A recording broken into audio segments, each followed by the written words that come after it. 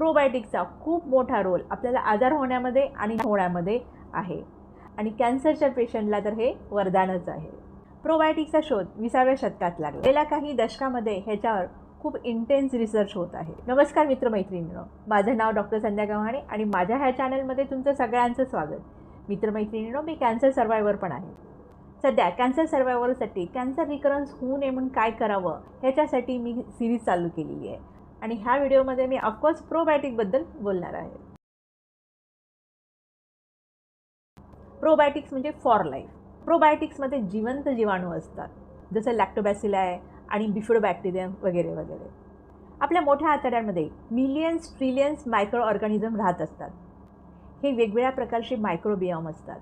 त्याच्यामध्ये बॅक्टेरिया पण असतं, जसं लॅक्टोबॅसिलाई वगैरे. ईस्ट असतं, जसं सायक्रोमायकोसिस बुलॉडी. मोल्ड असतं, जसं ॲस्पेरिगल्स. हेल्दी बॅक्टेरिया असतात, तसेच ह्यामध्ये काही पॅथोजन्स पण असतात. याला आपण गुड बॅक्टेरिया आणि बॅड बॅक्टेरिया असं म्हणूया. गुड बॅक्टेरिया आणि बॅड बॅक्टेरिया हे एकत्र राहणं म्हणजे काही नुकसान नाही आहे, याच्यापासून शरीराला फायदाच होतो. पण याचा जेव्हा बॅलन्स बिघडतो, म्हणजे गुड बॅक्टेरिया कमी होतात आणि बॅड बॅक्टेरिया वाढतात, तेव्हा मात्र शरीराचं नुकसान व्हायला लागतं आणि आपण आजाराला बळी पडतो. मग हे बॅलन्स का बिघडतं? हे बॅलन्स बिघडण्याचं कारण आहे इम्प्रॉपर डाएट. म्हणजे एकतर आपण फायबर असलेलं अन्न खात नाही किंवा असं अन्न खातो ज्याच्यामध्ये जास्त शुगर आहे, जास्त स्टार्च आहे आणि ते अन्न प्रोसेस्ड आहे. आणि हे जे अन्न असतं ते बॅड बॅक्टेरिया पॅथोजनचं आवडीचं अन्न असतात. पुअर स्लीप, ओबेसिटी किंवा काही आपण अँटीबायोटिक्स काही मेडिकेशन घेत असू तेव्हासुद्धा आपल्या आतड्यांमध्ये जे मायक्रोफ्लोरा आहे तो चेंज होतो, त्याचं बॅलन्स जातं. कॅन्सर सर्वायवरना कॅन्सरसाठी बरीच ट्रीटमेंट घ्यावं लागते. किमोथेरपी आहे, रेडिएशन आहे, सर्जरी आहे वगैरे वगैरे. किमोथेरपी, रेडिएशन थेरपीमुळं कॅन्सर सेल्स हे मरतात, तसेच शरीरातली फास्ट ग्रोईंग हेल्दी सेल्स पण मरतात. ह्याचा परिणाम आपल्या शरीरामध्ये जे मायक्रो ऑर्गॅनिझम असतात त्याच्यावर पण होतो. म्हणजे जे गुड बॅक्टेरिया असतात ते नष्ट व्हायला लागतात. मोठ्या आतड्यामध्ये जे आतलं जे इपिथेलियल लेयर असतं ते लेयर पण नष्ट व्हायला लागतं. कॅन्सर ट्रीटमेंट चालू असताना आणि संपल्यानंतरसुद्धा कॅन्सर पेशंटचं डायजेशन चांगलं नसतं, त्यांचं न्यूट्रिशन ॲब्सॉर्प्शन चांगलं नसतं, त्यांना भूक लागत नाही, त्यांचं वजन कमी झालेलं असतं किंवा वजन वाढलेलं असतं, त्यांना एक प्रकारचा प्रचंड थकवा जाणवत असतो. कॅन्सरमधून आणि कॅन्सर ट्रीटमेंटमधून रिकव्हरी पण हवी असते. तर अशा सगळ्यामध्ये प्रोबायोटिक्स हे कामाला येतात. प्रोबायोटिक्स घेतल्यामुळं आपल्या आतड्यांमध्ये गुड बॅक्टेरिया वाढायला लागतात आणि गुड बॅक्टेरिया हे बॅड बॅक्टेरियांना कमी करतात. तसंच जे इंटेस्टाईनचे जे आतील स्तर आहे ते दुरुस्त करतात, रिपेअर करतात. कॅन्सर सर्वायवर जेव्हा न्यूट्रिशस आहार घेतो तेव्हा ह्या न्यूट्रिशनचं ॲब्सॉर्प्शन होऊन ते रक्तात मिसळले जातात. त्यामुळं त्यांची रिकव्हरी चांगली होण्यासाठी मदत होते. डायजेशन इम्प्रूव्ह झाल्यामुळं न्यूट्रिशन ॲब्सॉर्प्शन होतं आणि पेशंटला विटॅमिन्स वगैरे व्यवस्थित मिळायला लागतात आणि त्या डिफिशियन्सीज कमी व्हायला लागतात. एकदा कॅन्सर ट्रीटमेंट पूर्ण करूनसुद्धा कॅन्सर सर्वायवर्सना अजून एक नवीन भीती वाटत असते, ती म्हणजे कॅन्सर रिकरन्स होऊ नये. म्हणजे एक मोठा संघर्ष करून येऊनसुद्धा भीतीमधून कॅन्सर सर्वायवरची मुक्ती नसते. प्रोबायोटिक्समुळं आपल्या आतड्यांमध्ये मूड चांगले करणारे जे न्यूरोट्रान्समीटर असतात ते स्टिम्युलेट होतात. तसंच स्ट्रेस रिस्पॉन्स कमी होतो, पेशंटची स्लीप क्वालिटी इम्प्रूव्ह होते आणि याद्वारे कॅन्सर सर्वायवरची इमोशनल हिलिंग चांगली होते.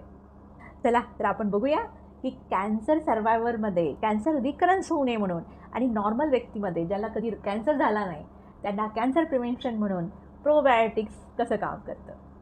नॉर्मली आपल्या इम्युनिटीचं काय काम आहे, तर आपल्या शरीरामध्ये कुठलीही पेशी ॲबनॉर्मल झाली असेल, तिचं DNA जर डॅमेज झालं असेल तर तिला शोधून काढणं, तिचं DNA रिपेअर करणं आणि तर ती पेशी डॅमेजच झालेली असेल तर त्याला शरीरातून काढून टाकणं. कॅन्सर सेल्स हे इम्युनिटीला फसवतात आणि असं दाखवतात की ती शरीराची एक नॉर्मल पेशी आहे आणि ते स्वतःची वाढ करू लागतात.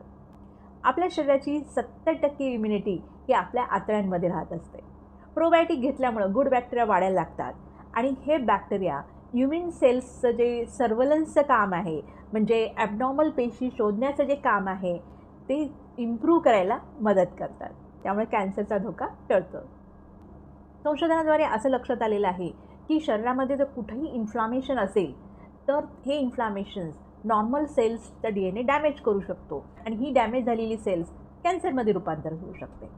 ही प्रोसेस कशी होते, तर हे जे पॅथोजन्स किंवा बॅड बॅक्टेरिया जे असतात ते जर शरीरामध्ये वाढायला लागले तर ते काय करतात की आतड्यामधील जे आतील स्तर आहे त्यांना खाऊन टाकतात आणि एक प्रकारचं केमिकल्स किंवा टॉक्झिन्स रिलीज करतात. हे टॉक्झिन्स किंवा केमिकल्स असतं ते लीक होतं, म्हणजे ह्या एपिथेलियल लेअरमधून ते रक्तात मिसळलं जातं आणि लोकल म्हणजे त्या स्थानिक ठिकाणी तर इन्फ्लामेशन होतच होतं, पण शरीरामध्ये जेव्हा हे टॉक्झिन्स सगळीकडे पसरले जातात तेव्हा सिस्टमिकसुद्धा इन्फ्लामेशन होतं आणि हे समजा वारंवार होत राहिलं याचं रूपांतर क्रॉनिक इन्फ्लामेशनमध्ये होतं.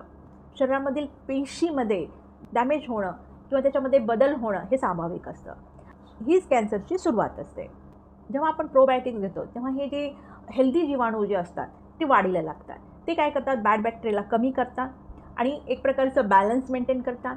इंटेस्टायनलची जी आतील जे स्तर असतं जे डॅमेज झालेलं आहे त्याला रिपेअर करतात आणि शरीरातलं इन्फ्लामेशन कमी करतात आणि त्यामुळं कॅन्सरचा धोका टळतो.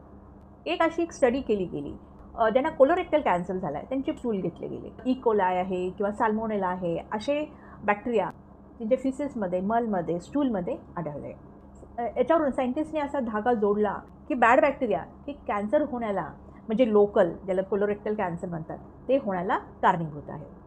सध्या आपल्याला हवेचं प्रदूषण, पाण्याचं प्रदूषण ह्याला तोंड द्यावं लागतं आहे. तसंच जे आपण अन्न खातो आहे ते सुद्धा रसायन मिश्रित आहे. फळं, दूध हे सगळे रसायन प्रक्रिया केलेले आहेत. अशा वेगवेगळ्या प्रकारे आपण काही केमिकल्स, रसायन, कार्सिनोजनच्या संपर्कात येत आहोत.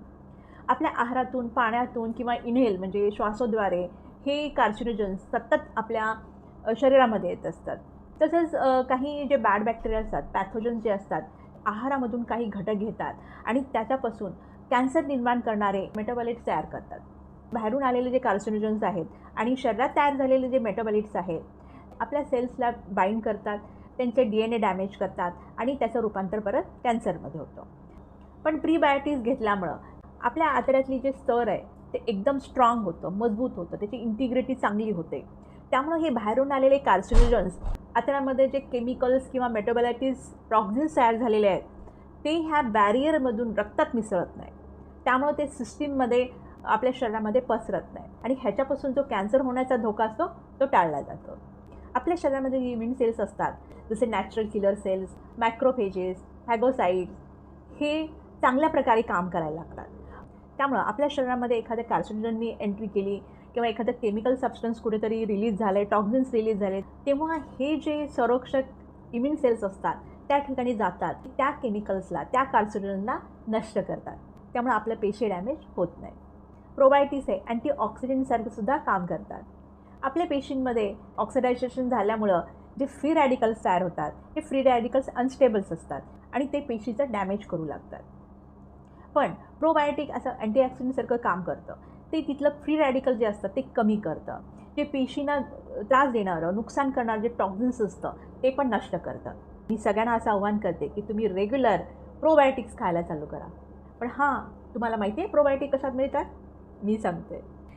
आपल्या आहारामध्ये जो साधासुद्धा प्रोबायोटिक्सचा प्रकार आहे तो म्हणजे दही. दही सगळ्यांना आवडतं. मोस्ट ऑफ दी घरामध्ये दही यूज केलं जातं. आपण दही जेव्हा घरी लावतो त्यावेळेस एकच विरजण सारखं वापरतो. त्यामुळं त्याच्यामध्ये एकाच प्रकारचे जीवाणू येतात. तुम्ही जर विरजण बदललात म्हणजे तुमच्या शेजारपाजारांना विचारायचं की तुमच्याकडे विरजण आहे का? कधी त्यांचं पण विरजण घ्यायचं आणि दही तयार करायचं. त्याच्यानंतर ताक आहे, कांजी आहे. जसं साऊथमध्ये इडली, डोसा आहे, त्यांच्याकडे एक आंबली म्हणून एक अन्न शिजवलं जातं. त्याच्यामध्ये मिलेटचे आटा यूज करून त्याला फर्मेंट करून त्यापासून आंबली बनवली जाते. महाराष्ट्रामध्ये जे आंबील बनवलं जातं म्हणजे एळ अमावस्या ज्यांना माहिती आहे त्यांना आंबील नक्कीच माहिती आहे किंवा उन्हाळ्यामध्ये साधारणतः आंबील बनवलं जातं आणि ते पिलं जातं. नॉर्थ ईस्टमध्ये फर्मेंटेड फिश असतात. गुंडरूक नावाचा एक पदार्थ असतो, त्याच्यामध्ये फर्मेंटेड व्हेजिटेबल्स असतात. भारताच्या बाहेर बघायला गेलो, कोरियामध्ये किमची आहे, जपानमध्ये मिसो आहे, रशियामध्ये केफिर आहे, चायनामध्ये कमोसा आहे. अशी वेगवेगळे फर्मेंटेड फूड सगळीकडे अवेलेबल आहेत. लोणचं पण हे एक प्रोबायोटिक आहे. पण सध्या लोणच्यामध्ये जे ऑइल वापरलं जातं ना ते ऑइलमुळं त्याच्यामध्ये सॅच्युरेटेड फॅट जास्त असतात. ते जर टाळलं तर लोणचं आणि सगळ्या प्रकारचे लोणचे म्हणजे आपल्याकडे गाजर आहे, अद्रक आहे, मिरची आहे, लिंबू आहे, अशा वेगवेगळ्या प्रकारचे लोणचे घातले जातात. तर मी तुम्हाला एवढे प्रोबायोटिक्स सांगितलेले आहेत, त्यामुळे तुम्ही त्याचा नक्की वापर करा आणि कॅन्सरला बाय बाय म्हणा. माझा हा व्हिडिओ आवडला असेल तर खूप जणांना शेअर करा. व्हिडिओच्या खाली कमेंट्स करा.